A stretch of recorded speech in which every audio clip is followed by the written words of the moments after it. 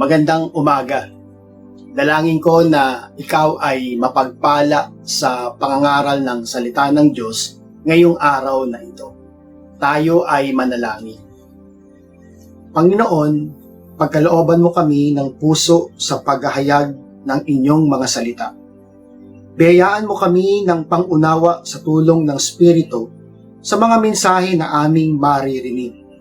Pahiran mo ang iyong tagapagsalita. Sa pangalan ni Jesus, Amen. Today, I'm excited to share to you a practical and contemporary message entitled Happy, Peaceful, and Sound Self, taken from the letter of St. Paul to the Philippians from chapter 4, verses 4 until 8. Rejoice in the Lord always. I will say it again, rejoice. Let your gentleness be evident to all. The Lord is near. Do not be anxious about anything, but in every situation, by prayer and petition, with thanksgiving, present your requests to God. And the peace of God, which transcends all understanding, will guard your hearts and your minds in Christ Jesus. Finally, brothers and sisters, whatever is true, whatever is noble, whatever is right, whatever is pure, whatever is lovely, whatever is admirable, if anything is excellent or praiseworthy, think about such things. I'm a believer that all of us are desiring to be happy in our life, to be peaceful in our being, and to be sound in the way we think. Alam ko na inyong hangarin ang isang masayang puso, ang payapang kalooban, at ang matinong kaisipan. Kaya nga buksan mo ang iyong sarili sa pangangaral ng salita ng Diyos ngayong araw na ito. In the case of happiness, Katarina Bloom, a Swedish psychology, explains that the brain is not always on our side when it comes to satisfaction. Imagine, hindi po natin kaibigan ng ating kaisipan upang makasumpong tayo ng kasiyahan o kagalakan. Normally, our brain function first for survival than for happiness, according to Katarina Bloom. Paano nga ba maging masaya? God's word today shall answer us.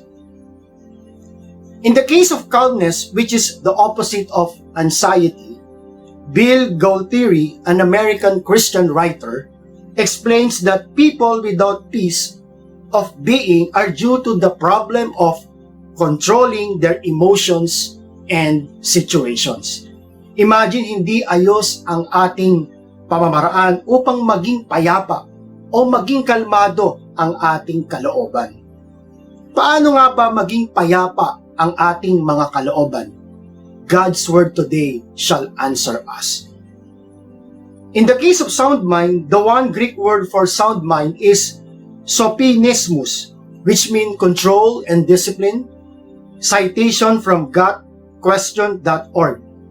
Imagine, hindi tayo lubos na maalam kung paanong pangasiwaan at sanayin ang ating kaisipan upang ito ay tumuno, bagay at batay sa kahulugan ng the sound mind.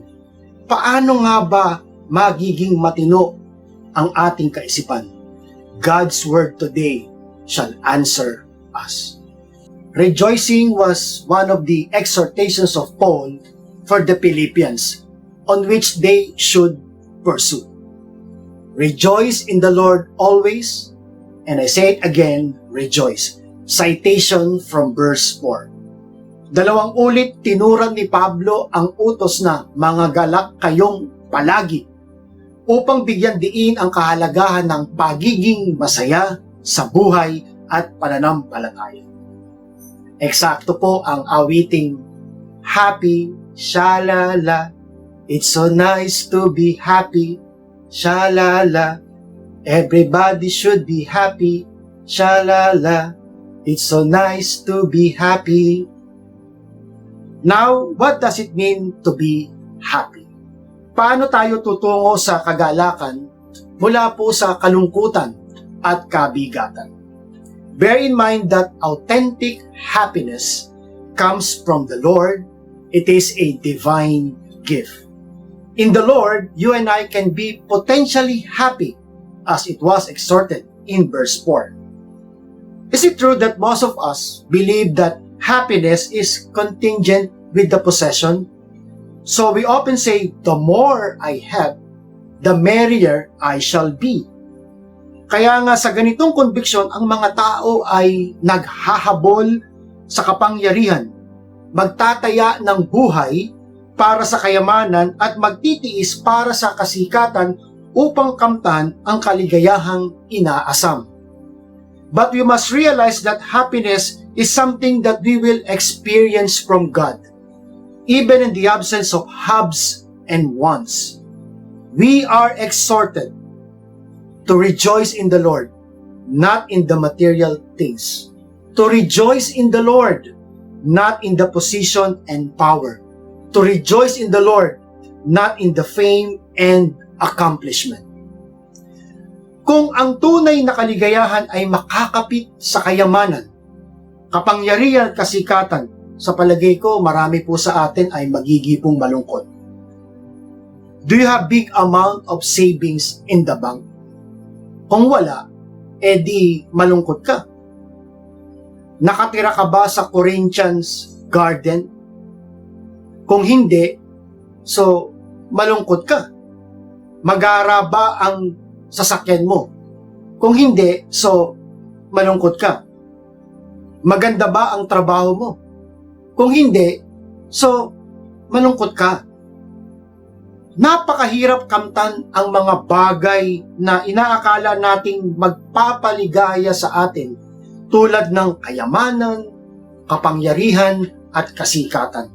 But God is just a prayer away to have, who shall bless us with happiness. And so I tell you to seek God above all else as the giver and the author of real happiness. For our closeness with God will lead us to happiness. Isa sa mga tanyag na hari ng Israel, walang iba kundi si Haring Solomon.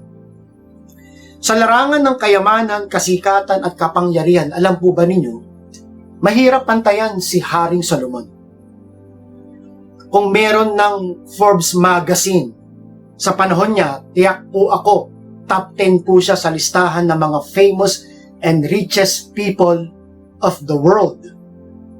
But lo and behold, listen carefully, this man of achievement, this man of wisdom, this man of greatness confesses in his writing that all things are meaningless. Could you imagine that? Hindi ba nakakapagtaka na ito ang kanyang pahayag sa kabila ng kanyang kasikatan, kapangyarihan at kasikatan? Hindi ba dapat ang kanyang pahayag, I have all things, so my life is so meaningful? This pessimistic view of wealth and popularity, a secret to life's enjoyment, is a reminder unto us that happiness does not always be associated with the haves and the wants.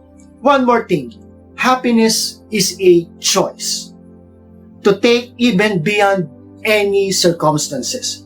Nung sinulatan ni Pablo ang mga taga-Pilipos, alam ba ninyo na siya po ay nakakulong sa Roma dahil sa pangangaral ng salita ng Diyos? I wonder how could a man of bad situation, so to speak, would encourage people to rejoice in the Lord? Is it not he should be the one to be comforted and encouraged? Think of this, happiness is not always a positive emotion because the circumstances are okay, but a disposition to take even if the circumstances are not okay. It is not unrealistic to be happy amidst the hunger and pain of the current pandemic. It is not a toxic positivity to be happy amidst the fear and doubt of the current pandemic. Palagi ang may paraan at dahilan na maging masaya sa Panginoon kahit sa panahon ng pandemya. Kaya gusto ko, happy ka. Amen. Worry-free or becoming peaceful was also a part of the exhortations of Paul for the Philippians, for which they must do. Do not be anxious about anything, but in every situation, by prayer and petition with thanksgiving, present your requests to God. And the peace of God, which transcends all understanding, shall guard our hearts and our mind through the Lord Jesus Christ. Citation from verses 6 until 7. There are three matters on which the church at Philippi was so anxious about. First, the Philippians was worrying because of their concern for Paul's well-being as prisoner of the Lord at the city of Rome. Marahil ikaw din ngayon ay nababalisa o nag-aalala sapagkat naiisip mo ang kapakanan ng iyong pamilya laban sa banta ng pandemya ngayong mga sandaling ito. Secondly, the Philippians was anxious due to the disturbing influence of the false teachers in their congregation. Tiyak ko na nababalisa at nag-aalala ka rin ngayon dahil sa mga nagkalat na fake news at hindi na natin malaman kung ano ang tamang impormasyon.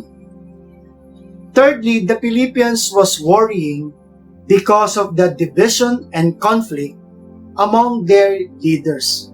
Siguro at marahil ikaw din ay nababahala at nababalisa dahil sa ating kapaligiran sobra ang hidwaan at pag-aaway-away at hindi pagkakabati-bati. At dahil dito, inilatag ni Apostol Pablo ang dapat gawin upang tayo ay makasumpong ng kapayapaan ng kalooban. A simple yet profound exhortation was, don't worry, pray. This statement re-echoes the command of Jesus in the gospel, do not worry, seek God. Huwag tayong mabalisa sa anumang mga bagay.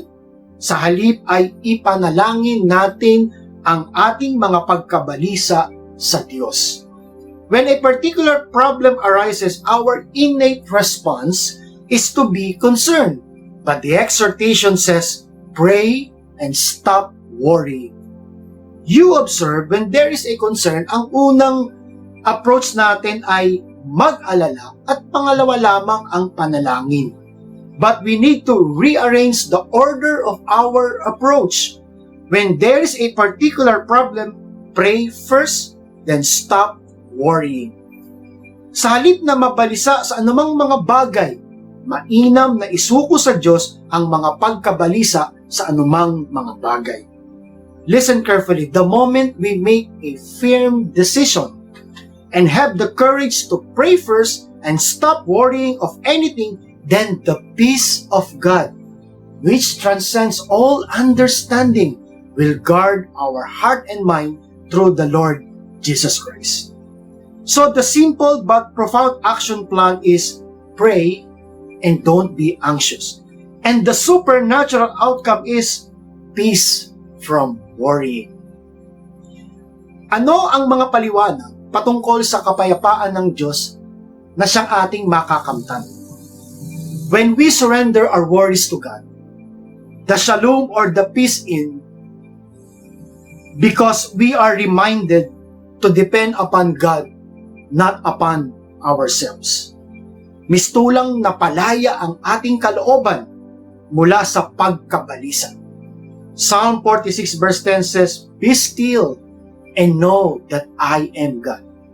When we entrust our anxiety to God, the shalom or the peace comes in or interplay because of the sense of security from God, not from anyone else. Mistulang may gwardya ang ating kalooban laban sa pagkabalisa. Psalm 23 verse 4 says, even though I walk through the darkest valley, I will fear no evil, for you are with me. Alam po ninyo, ayon sa balita, maraming mga Pilipino ngayon ay nakakaranas ng mental stress dahil sa uncertainty of the current pandemic. Maybe you are one of them. Have faith and courage to surrender all your worries unto God, and you shall have the peace of God, which transcends all understanding, that guards our hearts and our mind. Being sound mind was also part of the exhortations of Paul for the Philippians, on which they must work out. Whatever is true, whatever is noble, whatever is right, whatever is pure, whatever is lovely, whatever is admirable, if anything is excellent or praiseworthy, think about such things. Citation from verse 8. In the movie Star Wars Episode 2, yung Attack of the Clones, kung saan ito po ay pinalabas last 2002. Paborito ko po ang Star Wars series. Pinapanood ko po lagi po yan. Naalala ko po sa isang eksena, ang sabi po ni Obi-Wan Kenobi kay Anakin Skywalker ay ganito: be mindful of your thoughts. Ang ganitong pahayag ay pagtukoy ng kalagahan ng pag-iisip. Bago ka mag-post sa social media, for example, hindi ba dapat mag-isip ka muna? Bago ka magkaroon ng major plan or decision, hindi ba dapat ikaw ay mag-isip muna? Huwag kang padalos-dalos. Bago ka magsalita o umusal ng mga bagay-bagay, for example, hindi ba dapat ikaw ay mag-iisip muna? In the same manner, we are exhorted today to control our thought life and be disciplined in the way we think in a sound manner. Naisip mo na ba kung paano magkaroon ng sound mind o matinong pag-iisip? Sound mind is essential for it affects one's behavior. Kaya nga tinura ni Pablo that our line of thinking ay doon sa mga bagay na excellent and praiseworthy. Mark Twain, an American writer, says that our mindset influences our lifestyle. The way we think is the way we live. Moreover, sound mind is essential, for it is integral to a life of joy in verse 4 and a life of peace from verses 6 until 7. If we feed our mind with negative thoughts, then wellness will be suppressed. If we feed our mind with anxious thoughts, then calmness will be quenched. What do we feed our mind? Fake news, lies, conspiracy theories, pag-aalinlangan, pagkabahala, negatibo, puot, kasamaan, kalayawan, paghihinala. But we are exhorted by the Word of God today to feed our minds such as what is true or katotohanan. For example, feed your minds with God's Word, sapagkat ang salita ng Diyos ay katotohanan. What is noble or kagalang-galang, ang bagay na dapat nating i-feed sa ating pong mga isip. For example, feed our mind to be kind, sapagkat ang kabaitan ay kagalang-galang. What is right or matuwid? We should feed our mind. For example, feed your mind to forgive, sapagkat ang pagpapatawad ay matuwid. What is pure or malinis? That we should feed our mind. For example, feed your mind to be fair, sapagkat ang pagiging patas ay tanda ng kalinisan. What is lovely or kaibig-ibig? That we should feed our mind. For example, feed your mind on how to help, sapagkat ang pagtulong ay kaibig-ibig. And finally, what is admirable or mabuting ulat? What we should feed our mind? For example, we feed our mind to be merciful, sapagkat ang awa ay mabuting ulat. Sound mind must not be associated with the positive thinking, but be linked with the renewal of the mind.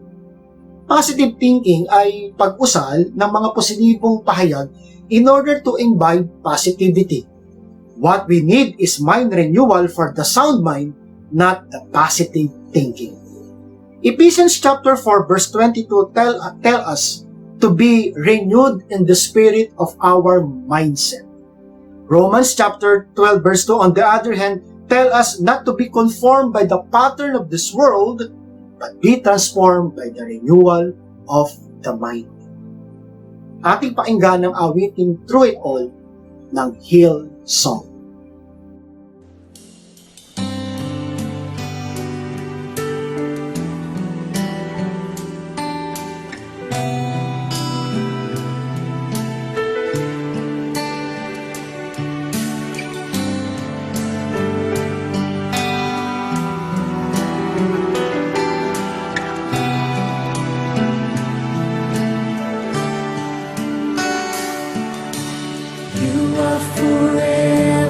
In my life, you see me through the season.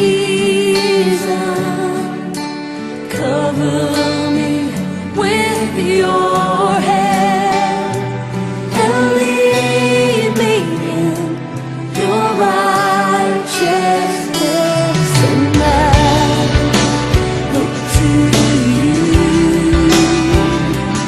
And wait on you. I'll sing to you, Lord.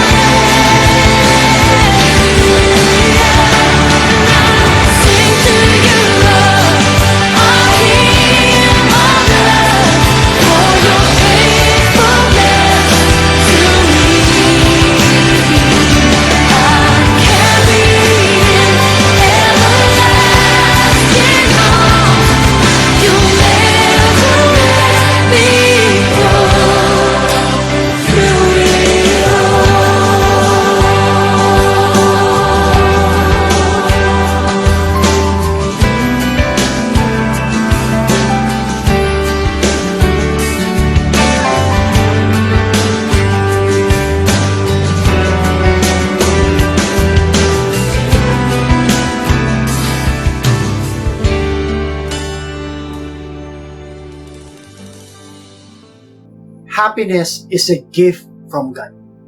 Kaya nga unahin mo ang Diyos upang masumpungan ang kasapatan. Peace is a product of the courage of surrendering all our worries unto God. Kaya nga ipagkatiwala mo sa Diyos ang iyong pagkabalisa at lahat ng alalahanin at ang kapayapaan ay darating sa iyo. Sound mind is a godly thought life. Kaya nga ang mga bagay na mainam at kapuri-puri ang iyong ilaman sa iyong kaisipan. The love of the Father, and the grace of the Son, and the fellowship of the Holy Spirit be with us all. Amen.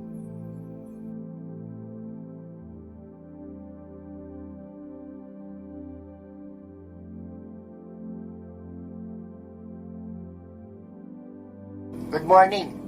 Probably, saan